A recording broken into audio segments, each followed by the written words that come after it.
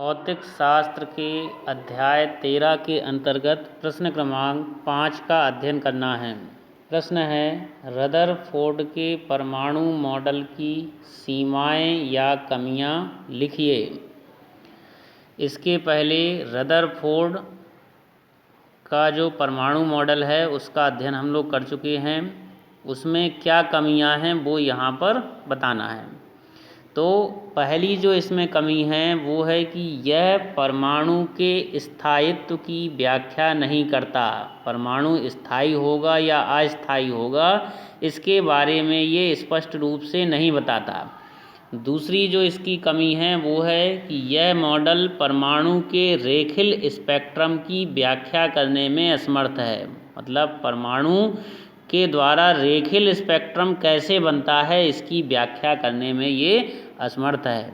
तो ये दो कारण हैं। इन दो कारणों के कारण रदरफोर्ड का जो परमाणु मॉडल है वो ज़्यादा सफल नहीं हो सका और इसके असफल होने के कारण फिर बोर का परमाणु मॉडल प्रस्तुत हुआ। अगला जो प्रश्न है वो है प्रश्न क्रमांक 6। प्रश्न है, परमाणुवीय स्पेक्ट्रम के प्रकार समझाइए। परमाणुवीय स्पेक्ट्रम कितने प्रकार का होता है ये जानना है। किसी भी परमाणु के द्वारा मुख्यतः दो प्रकार के स्पेक्ट्रम बनते हैं। पहला जो स्पेक्ट्रम है वो उत्सर्जन स्पेक्ट्रम कहलाता है और दूसरा जो स्पेक्ट्रम है उसे अवशोषण स्पेक्ट्रम कहा जाता है। दो प्रकार के स्पेक्ट्रम ये होते हैं, उत्सर्जन स्पेक्ट्रम और अवशोषण स्पेक्ट्रम। उत्सर्जन स्पेक्ट्रम क्या है कि जब किसी वस्तु को गर्म किया जाता है तो धीरे धीरे क्या होने लगेगा, वो वस्तु गर्म होने लगेगी, या किसी दूसरी विधि से ऊर्जा दें तो भी धीरे धीरे क्या होने लगेगी, वो वस्तु गर्म होने लगेगी। एक स्थिति ऐसी आती है कि जो वस्तु गर्म हो रही थी उससे प्रकाश निकलने लगता है। इस स्थिति में जो वस्तु है उसे ताप दीप्त वस्तु कहा जाता है। जब उससे प्रकाश निकलने लगता है उस वस्तु से तो उस वस्तु को ताप दीप्त वस्तु कहा जाता है। और ताप दीप्त वस्तु के प्रकाश से जो स्पेक्ट्रम प्राप्त होता है उसे ही उत्सर्जन स्पेक्ट्रम कहा जाता है। उत्सर्जन स्पेक्ट्रम क्या है, जैसे कि हमने बताया, वस्तु को किसी माध्यम से ऊर्जा दें या गर्म करें तो धीरे धीरे वस्तु गर्म होने लगती है। एक स्थिति ऐसी आएगी कि जब वो गर्म होते होते क्या होने लगेगी, खुद भी प्रकाश उत्सर्जित करने लगेगी। तो ऐसी स्थिति में उस वस्तु को ताप दीप्त वस्तु कहते हैं और उस ताप दीप्त वस्तु से जो ताप दीप्त वस्तु से जो स्पेक्ट्रम प्राप्त होता है उसे ही उत्सर्जन स्पेक्ट्रम कहा जाता है। उत्सर्जन स्पेक्ट्रम मुख्य रूप से 3 प्रकार के होते हैं। पहला जो इसका प्रकार है वो है संतत स्पेक्ट्रम। संतत स्पेक्ट्रम क्या है, इस प्रकार के स्पेक्ट्रम में सभी रंग एक निश्चित क्रम में व्यवस्थित रहते हैं। संतत माने कंटिन्यूअस। तो जितने भी रंग हैं सभी रंग एक निश्चित क्रम में व्यवस्थित होते हैं। कोई भी दो रंगों के बीच में पृथक्करण की रेखा नहीं होती। तो इस प्रकार के स्पेक्ट्रम को क्या कहा जाता है, इस प्रकार के स्पेक्ट्रम को संतत स्पेक्ट्रम कहा जाता है। संतत स्पेक्ट्रम जो होता है, इस स्पेक्ट्रम के एक किनारे पर बैंगनी रंग और दूसरे किनारे पर लाल रंग होता है और दोनों रंगों के बीच में अन्य 2 रंगों के बीच में कोई तीसरा रंग उपस्थित रहता है। कहने का मतलब सभी रंग एक निश्चित क्रम में व्यवस्थित होते हैं। एग्जाम्पल के रूप में बता सकते हैं, जैसे कार्बन आर्क, विद्युत बल्ब, तेल के लैंप, मोमबत्ती की ज्वाला, इन सभी से जो स्पेक्ट्रम प्राप्त होता है वो संतत स्पेक्ट्रम का उदाहरण होता है। दूसरे प्रकार का जो स्पेक्ट्रम है वो है रेखीय स्पेक्ट्रम। किसके प्रकार बता रहे हैं, उत्सर्जन स्पेक्ट्रम के प्रकार बता रहे हैं। तो दूसरा जो स्पेक्ट्रम है वो है रेखीय स्पेक्ट्रम। रेखीय स्पेक्ट्रम में काली पृष्ठभूमि पर पतली व चमकीली रेखाएं दिखाई देती हैं। काली पृष्ठभूमि माने ब्लैक कलर का बैकग्राउंड होगा और उस ब्लैक कलर के बैकग्राउंड पर पतली और चमकीली रेखाएं दिखाई देती हैं। तो पतली और चमकीली रेखाएं यदि ब्लैक बैकग्राउंड पर दिखाई देती हैं तो ऐसे स्पेक्ट्रम को रेखिल स्पेक्ट्रम कहा जाता है। उदाहरण के रूप में बता सकते हैं कि जब विसर्जन नलिका में किसी गैस या तत्व की वाष्प में कम दाब पर विद्युत विसर्जन किया जाता है तो जो स्पेक्ट्रम प्राप्त होता है वो रेखिल स्पेक्ट्रम होता है। विसर्जन नलिका में किसी गैस या तत्व की वाष्प लें और उस वाष्प में कम दाब पर विद्युत का विसर्जन करें तो कम दाब पर विद्युत का विसर्जन करने पर जो स्पेक्ट्रम प्राप्त होता है वो रेखिल स्पेक्ट्रम का उदाहरण होता है। इसी प्रकार से दूसरा बता सकते हैं कि सोडियम लैंप और मरकरी लैंप के स्पेक्ट्रम, सोडियम लैंप और मरकरी लैंप से जो स्पेक्ट्रम प्राप्त होता है वो भी रेखिल स्पेक्ट्रम ही होता है।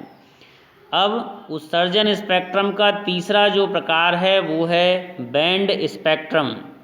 बैंड स्पेक्ट्रम क्या है? तो इस प्रकार के स्पेक्ट्रम में काली पृष्ठभूमि पर चौड़ी चौड़ी विभिन्न रंगों की चमकीली पट्टियां दिखाई देती हैं। जो बैंड स्पेक्ट्रम होता है उसमें भी ब्लैक बैकग्राउंड होता है, काली पृष्ठभूमि होती है, लेकिन इसमें जो पट्टियां दिखाई देती हैं वो चौड़ी चौड़ी होती हैं, चौड़ी चौड़ी पट्टियां। और रेखिल स्पेक्ट्रम में जो पट्टियां दिखाई देती हैं वो पतली होती हैं, रेखा के जैसी होती, इसीलिए रेखिल हैं वो। और उसमें बैंड की जैसी चौड़ी होती हैं वो, इसीलिए इसको बैंड स्पेक्ट्रम कहा जाता है। और ये जो पट्टियां हैं एक दूसरे पर चमकदार तथा दूसरे सिरे पर धुंधली दिखाई देती हैं। एक सिरे पर ये चमकदार होती हैं और दूसरे सिरे पर क्या होती हैं? धुंधली होती हैं। तो ये है बैंड स्पेक्ट्रम, है ना। बैंड स्पेक्ट्रम उन गैसों से प्राप्त होता है जो ताप दीप्त अवस्था में अणुओं के रूप में रहती हैं। जो गैसें ताप दीप्त अवस्था में अणुओं के रूप में रहती हैं उन गैसों से ये स्पेक्ट्रम प्राप्त होता है। इसीलिए बैंड स्पेक्ट्रम को आणविक स्पेक्ट्रम भी कहा जाता है। उदाहरण के रूप में बता सकते हैं, गैसलर ट्यूब में कम दाब तथा कम विभवांतर पर विद्युत विसर्जन यदि किया जाए तो वहाँ पर बैंड स्पेक्ट्रम प्राप्त होता है। गैसलर ट्यूब जो होती है उसमें कम दाब और कम विभवांतर पर विद्युत विसर्जन करें, विद्युत धारा प्रवाहित करें तो वहाँ पर बैंड स्पेक्ट्रम प्राप्त होता है। दूसरा है कार्बन के अधिकांश यौगिक जैसे कार्बन डाइऑक्साइड आदि से भी बैंड स्पेक्ट्रम प्राप्त होता है। तो ये दो एग्जाम्पल यहाँ पर लिख सकते हैं, है ना। 3 एग्जाम्पल दिए गए हैं, 3 में से जो आपको सरल लगे वो भी कोई 2 आपको यहाँ पर लिखना है, ठीक है। तो कौन से स्पेक्ट्रम बता रहे थे? ये उत्सर्जन स्पेक्ट्रम। उत्सर्जन स्पेक्ट्रम के कितने प्रकार हैं? 3 प्रकार हैं, संतत स्पेक्ट्रम, रेखिल स्पेक्ट्रम और बैंड स्पेक्ट्रम। संतत स्पेक्ट्रम में सभी रंग एक निश्चित क्रम में व्यवस्थित दिखाई देते हैं। रेखिल स्पेक्ट्रम में काली पृष्ठभूमि पर पतली रेखाएं दिखाई देती हैं और बैंड स्पेक्ट्रम में काली पृष्ठभूमि पर चौड़ी पट्टियां दिखाई देती हैं। तो ये 3 प्रकार के उत्सर्जन स्पेक्ट्रम होते हैं। दूसरा जो प्रकार है स्पेक्ट्रम का वो है अवशोषण स्पेक्ट्रम। पहला प्रकार था उत्सर्जन स्पेक्ट्रम, दूसरा प्रकार है अवशोषण स्पेक्ट्रम। जब श्वेत प्रकाश को किसी पारदर्शी ठोस द्रव या गैस से गुजारते हैं तो ये क्या करते हैं? अपनी प्रकृति के अनुसार कुछ निश्चित तरंग दैर्ध्य वाले प्रकाश का अवशोषण कर लेते हैं। जब श्वेत प्रकाश को किसी पारदर्शी ठोस द्रव या गैस से गुजारते हैं पारदर्शी ठोस भी हो सकता है, पारदर्शी द्रव भी हो सकता है, पारदर्शी गैस भी हो सकता है। तो इनसे जब श्वेत प्रकाश को गुजारते हैं तो श्वेत प्रकाश को गुजारने पर ये जो पदार्थ हैं जिनसे गुजार रहे हैं वो पदार्थ क्या करते हैं, अपनी प्रकृति के अनुसार कुछ निश्चित तरंग दैर्ध्य वाले प्रकाश का अवशोषण कर लेते हैं। तो जब निश्चित तरंग दैर्ध्य वाले प्रकाश का अवशोषण कर लेंगे तो जिस प्रकाश को उन्होंने अवशोषित किया है उसके स्थान पर काली रेखाएं या काली पट्टियां दिखाई देने लगती हैं। जिस प्रकाश को, जैसे लाल रंग के प्रकाश को अवशोषित किया है तो उसके स्थान पर काली पट्टियां दिखाई देंगी, या बैंगनी रंग को, माने जिस भी रंग को उसने अवशोषित किया है उस रंग के स्थान पर काली पट्टियां उस स्पेक्ट्रम में दिखाई देने लगती हैं। इस प्रकार के स्पेक्ट्रम को अवशोषण स्पेक्ट्रम कहा जाता है। जैसे एग्जाम्पल के रूप में बता सकते हैं कि जब श्वेत प्रकाश में 7 रंग होते हैं, हमने बताया था, तो इस श्वेत प्रकाश को जब सोडियम के वाष्प में से गुजारा जाता है तो स्पेक्ट्रम में D1 और D2 दो स्थानों पर काली रेखाएं दिखाई देती हैं, है ना। तो ये इसका एग्जाम्पल हो गया कि जब श्वेत प्रकाश को ठंडी सोडियम वाष्प में से गुजारते हैं तो स्पेक्ट्रम में D1 और D2 के स्थान पर क्या दिखाई देती हैं, काली रेखाएं दिखाई देती हैं। ठीक है, तो एग्जाम्पल में आपको इतना लिखना है, ये आगे जो लिखा है इसको आपको नहीं लिखना है। अगला जो प्रश्न है प्रश्न क्रमांक 7, प्रश्न है बोर के परमाणु मॉडल के प्रमुख अभिगृहित लिखिए। बोर के परमाणु मॉडल के प्रमुख अभिगृहित, प्रमुख पॉइंट यहाँ पर बताना है। ये जो प्रश्न है परीक्षा की दृष्टि से मोस्ट इम्पॉर्टेंट प्रश्न है, परीक्षा में पूछा जाता है। बोर के परमाणु मॉडल के 3 अभिगृहित हैं, 3 मुख्य बिंदु हैं। पहला जो बिंदु है वो है कि देखो, अब सबसे पहले ये बता दें, हमने जैसे पहले ही बताया था कि इसकी आवश्यकता क्यों पड़ी बोर के परमाणु मॉडल की, क्योंकि रदरफोर्ड के परमाणु मॉडल में कमियां निकली। तो रदरफोर्ड के परमाणु मॉडल में जो कमियां निकली उन कमियों में सुधार करते हुए ये बोर का परमाणु मॉडल दिया गया। नील्स जे बोर पूरा नाम है इनका, नील्स जे बोर, इन्होंने इस मॉडल को दिया था, इसलिए इस मॉडल को बोर का परमाणु मॉडल कहा जाता है। किसी किसी किताब में बोहर भी लिखा रहता है, तो बोर और बोहर एक ही है, ध्यान रखना। ठीक है, पहला जो इसका पॉइंट है वो है परमाणु के समस्त द्रव्यमान और समस्त धन आवेश उसके नाभिक पर केंद्रित होते हैं। इलेक्ट्रॉन नाभिक के चारों ओर सभी संभव कक्षाओं में नहीं घूमते, बल्कि कुछ विशिष्ट कक्षाओं में ही घूमते हैं। जितने भी परमाणु हैं उनके समस्त द्रव्यमान और समस्त धन आवेश नाभिक के केंद्र पर होते हैं, और इलेक्ट्रॉन नाभिक के चारों ओर सभी संभव कक्षाओं में नहीं घूमते, बल्कि कुछ विशिष्ट कक्षाओं में घूमते हैं। और जिन कक्षाओं में वो घूमते हैं उन कक्षाओं को स्थायी कक्षा कहते हैं, और स्थायी कक्षा में घूमते समय इलेक्ट्रॉन ऊर्जा का उत्सर्जन नहीं करते। ठीक है ना। तो क्या हो गया, परमाणु का समस्त द्रव्यमान और धन आवेश कहाँ होता है, नाभिक के केंद्र पर, और केंद्र पर होता है तो क्या होता है, इलेक्ट्रॉन नाभिक के चारों ओर सभी कक्षाओं में नहीं घूमते, बल्कि उन कक्षाओं में ही घूमते हैं जो स्थायी होती हैं, और स्थायी कक्षा में घूमते समय इलेक्ट्रॉन क्या करते हैं, ऊर्जा का उत्सर्जन नहीं करते हैं। ठीक है, दूसरा जो पॉइंट है वो है स्थायी कक्षाएं वे कक्षाएं होती हैं जिनमें किसी इलेक्ट्रॉन का कोणीय संवेग h/2 पाई का पूर्ण गुणज होता है। दूसरे पॉइंट में ये बताया गया है कि स्थायी कक्षाएं कौन सी कक्षाएं हैं, वे कक्षाएं हैं जिनमें इलेक्ट्रॉन का कोणीय संवेग h/2 पाई का पूर्ण गुणज होता है। मतलब h/2 पाई का पूर्ण गुणज यदि आ रहा है कोणीय संवेग, तभी वो कक्षा स्थायी कक्षा होगी। अब इसमें h क्या है, प्लांक नियतांक है। प्लांक नियतांक का मान कितना होता है, 6.63 × 10⁻⁻34 जूल सेकंड। ठीक है, अब ऐसा मान लें कि स्मॉल m द्रव्यमान का कोई इलेक्ट्रॉन है और वो r त्रिज्या की कक्षा में v वेग से घूम रहा है। m द्रव्यमान का इलेक्ट्रॉन r त्रिज्या की कक्षा में v वेग से घूम रहा है, तो उसका जो कोणीय संवेग है, कोणीय संवेग क्या हो जाएगा, L बराबर mvr। कक्षा 11वीं में ये सूत्र पढ़ा था कोणीय संवेग का, तो L बराबर mvr। अब इसमें क्या हो जाएगा, देखो इसी को NH/2π भी लिखा जा सकता है, क्योंकि इसमें कहा जा रहा है ना कि कोणीय संवेग h/2π का पूर्ण गुणज होना चाहिए।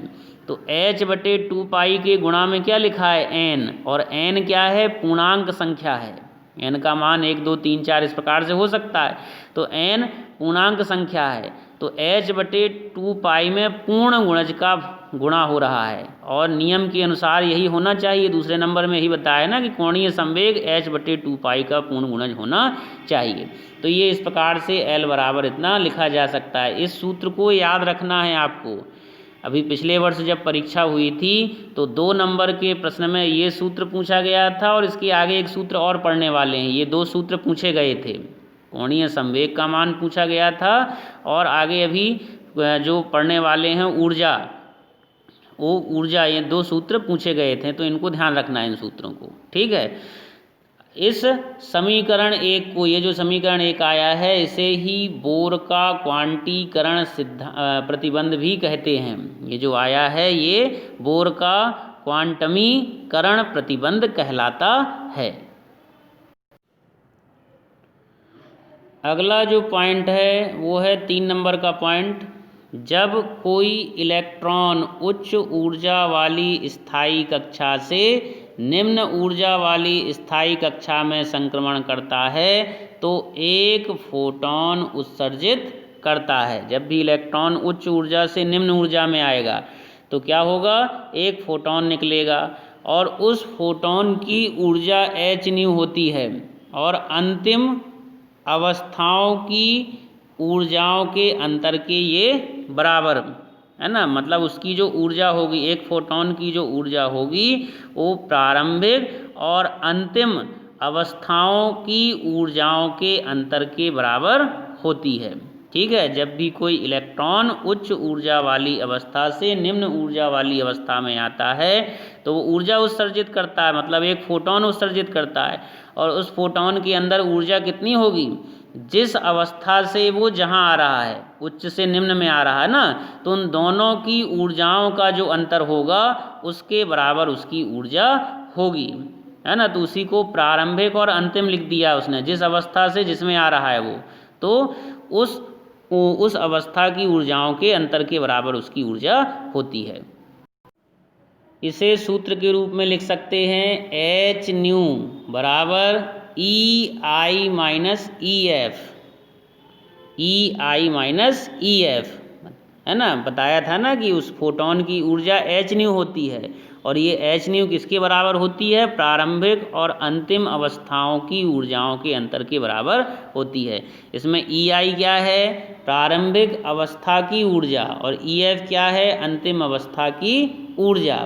इसमें ध्यान देना है, चूँकि उच्च ऊर्जा से निम्न ऊर्जा अवस्था में आता है वो, तो उच्च ऊर्जा कौन सा कहलाएगा, प्रारंभिक वाला, और निम्न कौन सा कहलाएगा, अंतिम वाला। तो प्रारंभिक वाला उच्च है, मतलब EI का मान EF से अधिक होगा। इसे बोर का आवृत्ति प्रतिबंध कहा जाता है। जो समीकरण 2 है ये बोर का आवर्ती प्रतिबंध कहलाता है। तो इसमें ध्यान रखना है, बोर का आवर्ती प्रतिबंध और कोणीय संवेग वाला जो क्वांटमीकरण प्रतिबंध है, इन दोनों प्रतिबंधों को ध्यान रखना है, परीक्षा में ये पूछे जाते हैं, ठीक है। और वैसे भी ये इम्पॉर्टेंट प्रश्न है ये जो पढ़ रहे हैं हम लोग।